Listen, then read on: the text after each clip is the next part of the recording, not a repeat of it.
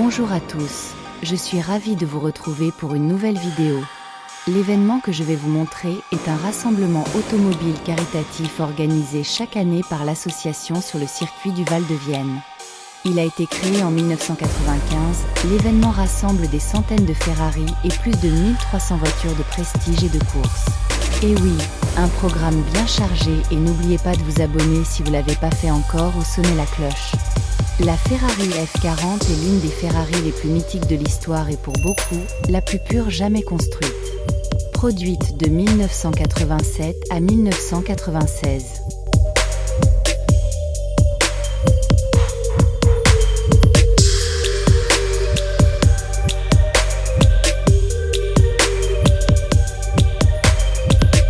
Une Lola T70, une mythique voiture de course d'endurance des années 1960. La T70 a couru contre les Ferrari P4, Ford GT40, Porsche 917.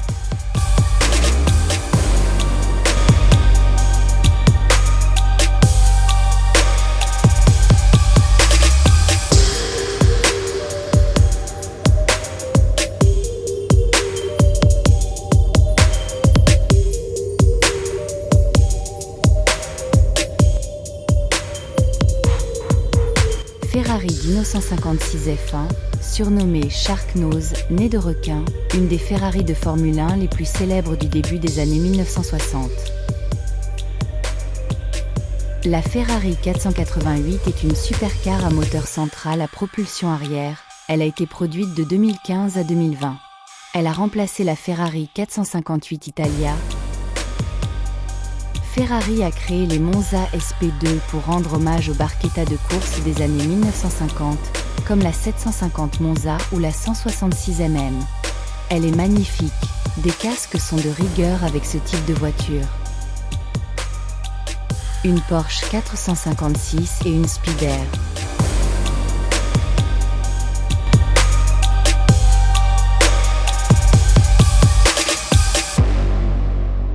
Il y avait de belles Corvettes aussi.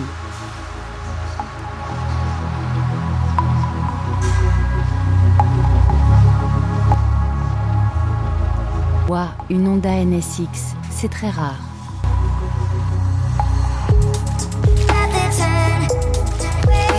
Toutes les marques se sont dégourdies les pneus, McLaren, Audi, Jaguar, Ford GT40.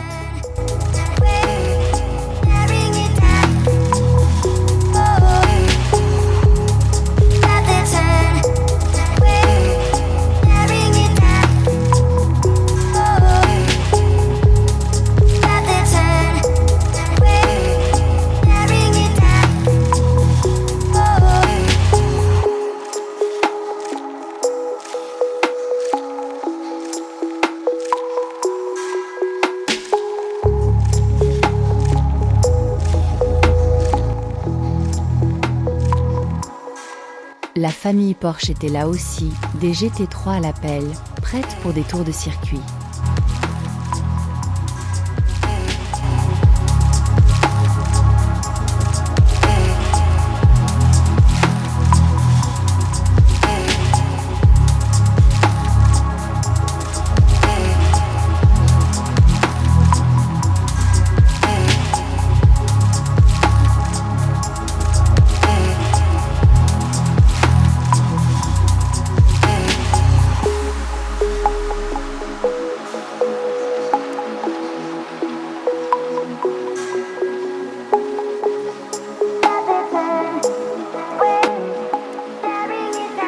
Des Formule 1, des premières années, les flèches d'argent des années 50.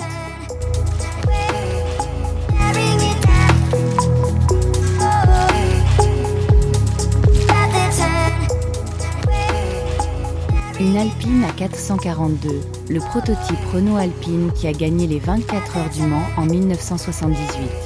C'est la voiture qui a offert à Renault sa seule victoire au général aux 24 heures du Mans.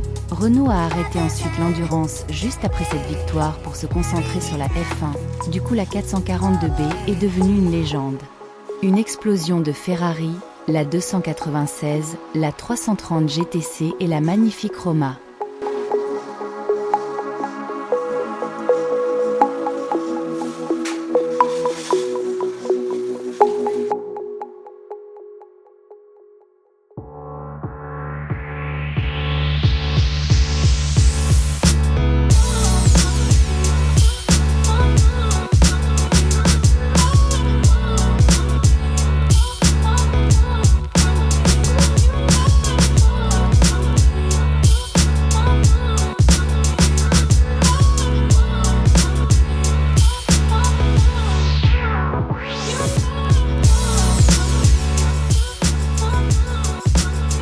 La Ford GT40, la légende qui a battu Ferrari au Mans.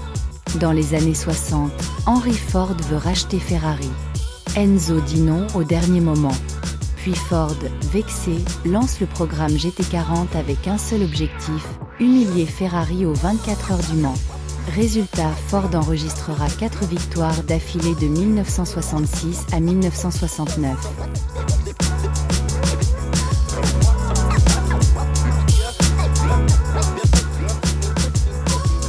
Des Lamborghini, le taureau qui a osé défier Ferrari. Enzo faisait des voitures de course pour la route et Ferruccio faisait des voitures de route pour choquer l'industrie automobile de sport. Pour la petite histoire, Ferruccio Lamborghini fabriquait des tracteurs. Il avait une Ferrari 250 GT qui cassait tout le temps. Énervé, il est allé voir Enzo pour se plaindre de son embrayage. Enzo lui répondit « Occupe-toi de tes tracteurs ». Ferruccio, vénère, prendra ensuite la décision de construire sa propre GT, meilleure que Ferrari. Ça a été la Miura, elle sortira en 1966 qui a mis tout le monde d'accord. La Lamborghini Huracan, c'est une supercar à moteur V10 construite par Lamborghini de 2014 à 2024, en remplacement de la Gallardo. Ses principaux points forts sont le moteur V10 atmosphérique de 5,2 litres, sa puissance peut atteindre les 640 chevaux selon la version et ses performances sont de 0 à 100 km/h et d'environ 2,9 secondes. Des baptêmes Ferrari ont été organisés, pour le plaisir des yeux et des oreilles.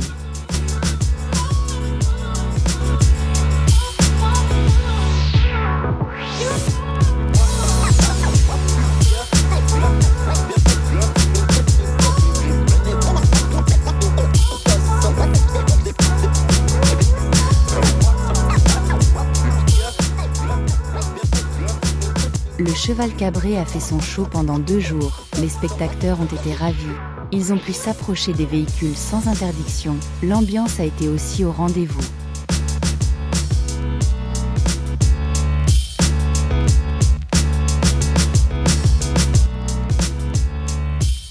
Ferrari SF90 Stradale, c'est la première Ferrari de route hybride rechargeable et la plus puissante jamais produite pour la route. Sa puissance cumulée affichait plus de 1000 chevaux. Il y avait aussi un concours d'élégance, c'est des défilés de haute couture, mais pour les voitures. C'est pas une course, c'est un concours de beauté à l'état d'origine. Le but c'est d'élire la voiture la plus élégante, la mieux restaurée, la plus rare ou la plus historique. L'authenticité, tout doit être d'origine ou restauré dans les règles de l'art. L'historique, le palmarès, les différents propriétaires célèbres, la rareté. La présentation montre l'état concours, les détails parfaits. En général, les propriétaires arrivent souvent en tenue d'époque assortie à la voiture. C'est tout un show.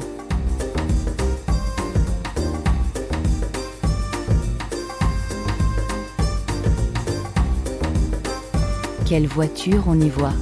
Des véhicules d'avant-guerre, des Bugatti, des Delahaye, des Delage, des marques françaises historiques, des Hispano-Suiza, c'est la Rolls-Royce espagnole, des exemplaires plus belles que les autres.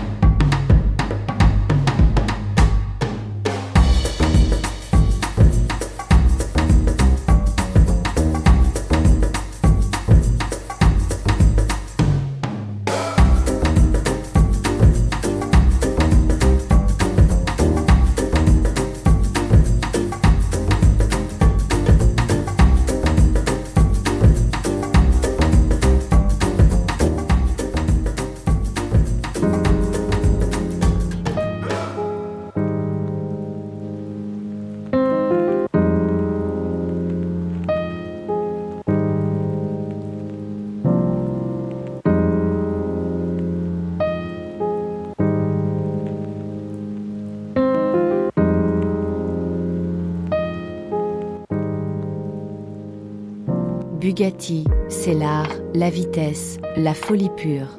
Rien n'est trop beau, rien n'est trop cher, disait Ettore Bugatti. Ettore Bugatti, un Italien installé à Molsheim en Alsace. Il a créé les voitures de course les plus belles et les plus dominantes des années 20 à 30.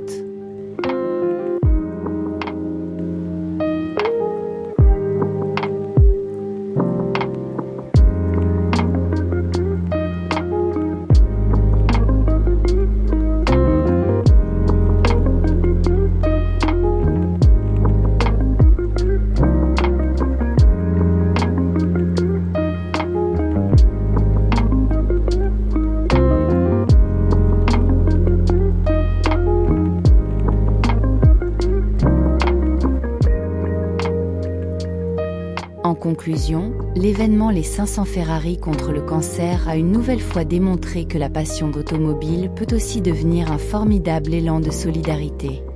Derrière le bruit des moteurs et la beauté des voitures, c'est surtout un message d'espoir, de partage et de soutien qui rassemble chaque année des milliers de personnes autour d'une même cause, la lutte contre le cancer. Grâce à l'engagement des bénévoles, des participants, des partenaires et du public, cet événement prouve qu'ensemble, il est possible de faire avancer la recherche et d'apporter du soutien à ceux qui en ont besoin. Et un immense merci à toutes les personnes qui ont regardé cette vidéo jusqu'au bout. Votre soutien, vos likes, vos commentaires et vos partages contribuent à faire connaître cet événement exceptionnel et la cause qu'il défend. N'hésitez pas à vous abonner pour ne rien manquer des prochaines vidéos, et à bientôt pour de nouvelles aventures automobiles et solidaires.